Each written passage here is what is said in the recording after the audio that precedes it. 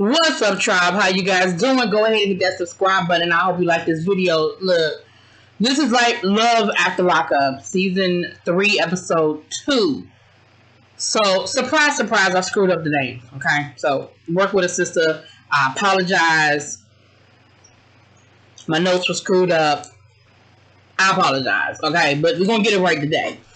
So we have Lindsay and Scott. Lindsay and Scott, that's the couple I told you about, the older guy that moved from New York to Tennessee. Lindsay is in jail in California. It's his release day. She's flying in. He's going to pick her up from the airport, and then she's going to a halfway house. Now, Lindsay's story, we get a little more information about Lindsay and about Scott. So, Lindsay, her mom, she has a daughter. Her mom is actually taking care of her daughter. She said Lindsay was a good kid, went to school. She went to college. And then her mother said Lindsay had this whole other life that I didn't know anything about. Lindsay started getting high. And she did what a lot of people do. She started selling drugs to pay for her high. And she said, hey, it took off. I was making a lot of money. I ended up dropping out of college because I was like, why am I going to college to get a degree when I can make $10,000 a night selling drugs? So, and she was doing crystal meth, child. Yeah, I know that's a whole different type of situation. You know what I'm saying? Like, that meth thing, whew, that thing ain't no joke. So, Scott, we learn a little bit more about Scott. Okay, so, Scott has spent a lot of damn money. I'm just going to put it like this. He done bought her the most expensive Samsung, whatever the newest Samsung is. He done bought her a whole wardrobe. He said that basically he had spent about $2,500 on just her coming home, between the clothes, the cell phone, whatever. He has bought her daughter back to school clothes and stuff like that. And so on his way to go pick her up from the airport, he stops to meet up with her mom and the daughter to just kind of talk to them. And the mom was like, listen, I hope Scott is going to help ground her because she's missed 4 years of her daughter's life. So this is what's going to help her be grounded and be what it is that she needs to be. Then, you know, I guess she was like, I'm here for it. Now, I think I figured out the Scott situation. Scott had a son who was killed in a car crash in 2016. And I feel like Lindsay is sort of filling the void in his life. Not as a child. I don't think he sees her that way. But I mean the void in his life of his son not being there. It's hard losing a child. Thank God, you know, but I've seen it in my family. It's hard. It's a hard thing to lose a child. And especially in that manner, it's such a tragedy so suddenly. And so Lindsay might be his project, for lack of a better word. I don't think he's naive. I think he 100% understands what he's doing. But I think he doesn't care. You know, now, there's another person, we're going to get to him in a minute, who I think is being totally naive and stupid. But Scott, I think Scott knows exactly what he's doing. He understands he's spending money on these people. He understands that, you know, but I do think he thinks that him and Lindsay going to be together. But I also feel like if it don't work out, I don't think he's going to be, that's just my prediction. That's my opinion, and I could be totally wrong, child. Now, then we got John and Christiana. Now listen, I think these are the names I screwed up. John is the Native American. Christiana is the one who, you know, she got the rap sheet so long the daughter had to just keep scrolling it. He got a limo. Now he got a limo to pick them up, and the limo is going to take them to the truck where he has the altar set up to get married. He didn't even put curtains in his truck talking about something. I don't want the police to give me a hard time when I'm getting lucky. You have not even asked this woman to marry you. You are just assuming she is. Now, I was wrong about how many times he's been married. He's been married 4 times, not 6. But like I said, he got so many kids, he had to sit there and figure it out and count it. Like most people, you say, how many kids you got? 2, 3, 6. He really did not know, y'all. He really had to sit there and go through the names. He said that he's made bad decisions in the past, you know, as far as his love life is concerned. So he's hoping that this is going to be a good decision. He said he does things impulsively because he just, you know, he's like, life is short. Like, it is what it is. And from that standpoint, okay, fine. Life is short. But, boo. Bro. Like, how you going to plan a whole wedding and you ain't even ask this woman to marry you? Like, and then she keeps telling him, I love you, but I don't know if I'm in love with you because I haven't spent any time with you outside of here. And you know what? That has probably got to be the most sanest thing I've heard this whole episode. Like, listen, bruh. I like you. I like spending time with you. I like you coming to visit me in jail. I like our letters. I like our phone calls. But I don't know you and you don't know me outside of these four walls. So once I get out on the other side and we spend some time together and we feeling each other, and I'm open to it. Because she said she's very appreciative of John. But I think she's being honest with her feelings to say, listen, I just don't know. Now, she's another one who, she had a really bad drug habit. And she was like, this time it's going to be different because John, nope. Nope. It can't be different because of somebody else. It has to be different because of you. Like, John can be a support, but John can't be the reason why you good. Why you good to go. He can't be the reason. Anyway. So he ends up, she comes, now we never see Scott actually pick up Lindsay, okay? We don't get that far with them. But we do get, at the very end, John does get to pick up Christiana, whatever child. And the last thing we see is him getting on one knee asking her to marry him. And the look on her face is already like, what this motherfucker doing? Then we have Maurice and Jessica. Jessica's picking Maurice up from jail. Jessica's the one from Nevada whose family is like, we ain't feeling it, whose sister ain't speaking to her. She done got she got the hotel room and everything. And she said that because her and Maurice have been married, they've been married for 4 years. But 2 years ago, he got in trouble that he got accused of trying to smuggle drugs in, so they cut off all of his visits. So she has not seen him in 2 years. Now, because they were married, they were able to have conjugal visits. And she said that, their sex life is bomb.com, and he is, the Energizer Bunny, and so she know that he's going to be ready to get it in because it's been 2 years, blah, blah, blah, blah. But now, Jessica told us that Maurice was actually talking to another female before the two of them got married, and she is worried about being used. She's another one who, she loves him and she wants it to work out, but in the back of her mind, everything that people have been telling her, she's thinking about. She said, what if he was just using me? What if it's not real? What if he gets out and it goes back to being whatever. Like, everything, it's on her mind. She's another one she's understanding that, it could be a situation. Then she gonna say, yeah, we come from 2 different worlds. He was a Crip. She gonna say, that's a gang. Girl, you think we don't know that the Crip is a gang?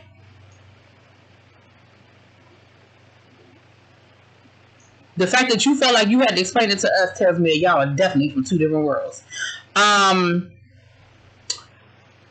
She put on this nice little hoochie mama dress. She said, when I go to the jail, honey, I gotta cover up. Because, you can't have revealing clothes on when you go to the jail. When I worked at the jail, I worked at a detention center, and it was certain things we couldn't wear to work, child.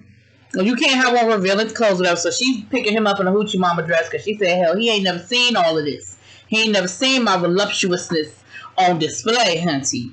So she gets there. Poor thing got there at 7:30, 7:15. He ain't get out till after 11. She was about to have a heart attack, okay? She was out there losing it. And part of it, I'm sure, was the anxiety that the cameras were there waiting. And she was sitting there for 2-3 hours, and she's standing outside. Why are you standing outside? Girl, if you don't get back in that truck and wait for him. Read you a book. Play you some Candy Crush. That's what I do. Scroll TikTok. That's my new obsession, y'all. Scrolling TikTok. But anyway, so he did finally get out. And of course, they had their whole moment. They hugging, they kissing. And, the producer talking about something, what you want to go do. He was like, what you think I want to go do? Let's get to the room so I can have me some sex. So we see them. So we're going to, so we met Maurice. Destiny and Sean, child. I'm gonna say them for last. I'm gonna say them for last. Let's get to Quaylin and Chevelle. Quaylin and Chevelle is gonna be an interesting situation because remember, Chevelle was gonna pick Quaylin's mom up and then they were gonna head out together. Kansas City is the other place, right? So we see her with her mom. Her mother's picking her daughter up so that she could go pick him up from jail. She's not gonna take her daughter, even though they had pictures of her. She took her daughter to the jail to meet him, talking about something. She calls him daddy.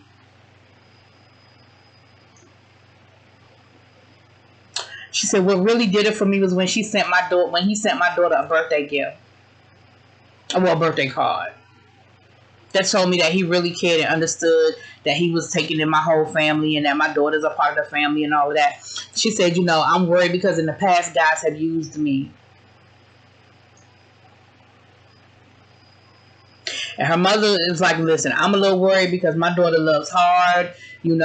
She falls fast. And I'm just really nervous about this whole situation because at the end of the day, all you know is what he told you. And now, he got to show and tell and see if this is real. Like, was he telling the truth or was it a lie? Like, we got to find out what the real is from the fake. And she gives her a little talking to before she heads off. So then she goes to pick up the mom. And what we find out is that he lived in Kansas City. The mom moved from Kansas City to Texas specifically so that when he got out of jail, he wouldn't have to move back into that same environment to try to help him. But in the interim, he has met Chevelle, who lives in Kansas City, and he wants to stay there. Problem is, he ain't told his mama. So mama think he's coming to Houston with her. So when Chevelle said something about us living together, living here, mama was like, Because, of course, when they met, they gave each other the hug. Oh, you're so beautiful. Oh, you're so beautiful, too. Oh, I'm so happy to meet you. I'm so happy to meet you, too. Oh, they did all of that. But mama got in the car. As soon as mama got in the car, honey, they got into it.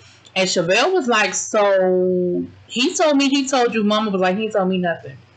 Last time I talked to him, he was moving to Houston with me. She was like, that's what the plan was.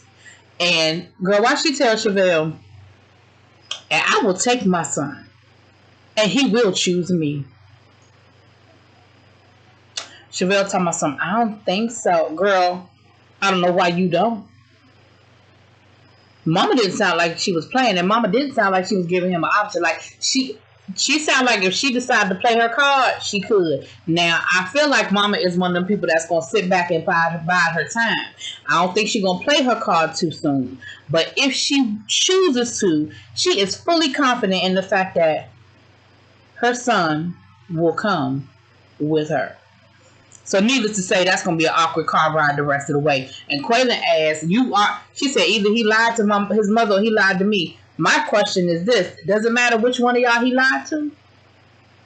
That's a red flag. If he can't even be honest enough to tell his mom, listen, the plan has changed, this is what's going on, and he know good and damn well he done set you up to be in the car with his mama, knowing that your mama don't know the whole situation. See, that was a real bitch move. Okay? And you set her up to not get along with your mother. Let's say the situation does work out. You just set her up to have a problem with your mother all break. This is like fun they're around each other. That's not fair to her. Last but not least, child. Okay, Sean and Destiny. Sean, you're a damn fool, and Destiny is about to play the shit out of you.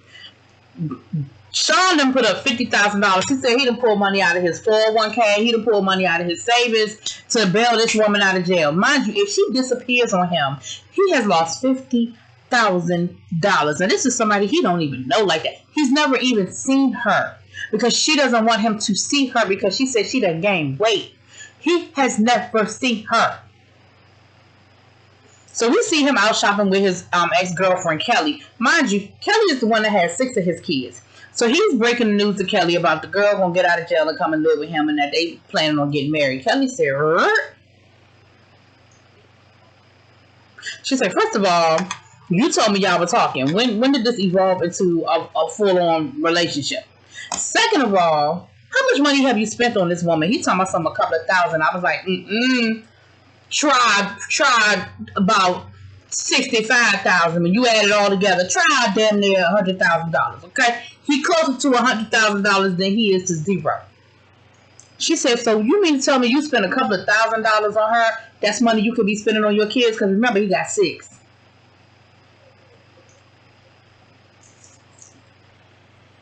And he didn't pull money out his 401k, his retirement, and his savings.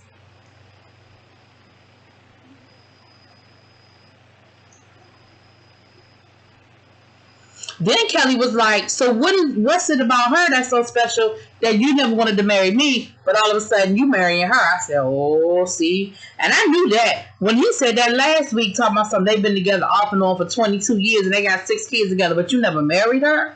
Now you ready to hold out and marry this chick and that you done met? Child, these people are a trip. Okay. Then she said, well, I tell you what, she can't be around my kids until I have met her and I am comfortable in knowing that she's going to be a good influence on my children. Because she said because she in jail for drugs too, child. And she said drugs. Now, the one thing I didn't like that Kelly said was that she don't believe people can change. Kelly, people can't change. Now, I ain't saying destiny changing. I said people can change. You can't, don't do that. Don't just automatically assume because somebody made a mistake or they spent some time in jail that they're a bad person or that they can't come out and do better with themselves. There's a lot of people that get out of jail and do better with themselves. Now, I ain't saying Destiny is one of them people because I don't know her. Okay? But Destiny sounded real flaky on the phone when Sean was trying to talk to her about that $50,000 and told her, listen, I'm really nervous about that. I done put up a lot of money. If you put flake on me, we're going to have a problem. And now she talking about something. I don't know. You sound like you don't believe me. You sound like you don't have faith in me. I said, girl, I don't have faith in nobody worth $50,000. Let me be clear. Unless your DNA is a part of my DNA, there's no. Child. Anyway, so she ended up telling him, listen, you gotta let your daughter know that mind you, he had one kid with him, they were out shopping, one out of the six. But he went to go tell her, and it was a hard scene. She was like, what? She said, that doesn't sound very good. And then she ended up saying, you talking about marrying her and she's moving in with you. It sounds like you're trying to start a new family and replace us. And again, she's 16 years old, so she's not a dummy. I could see her thinking like, listen, you never married my mom. We were together y'all were together all that time, but you never married my mom. Now all of a sudden this new person's coming along and you ready to go all in. So that was a whole moment. But anyway, y'all, that was this episode. Child. Train wrecks, and more train wrecks. But we here for it. I hope I cleared up the names. I apologize for screwing it up on the first one. I know y'all gonna let me know, and that's why I love y'all, but I fixed it. I have fixed it. Alright, peace.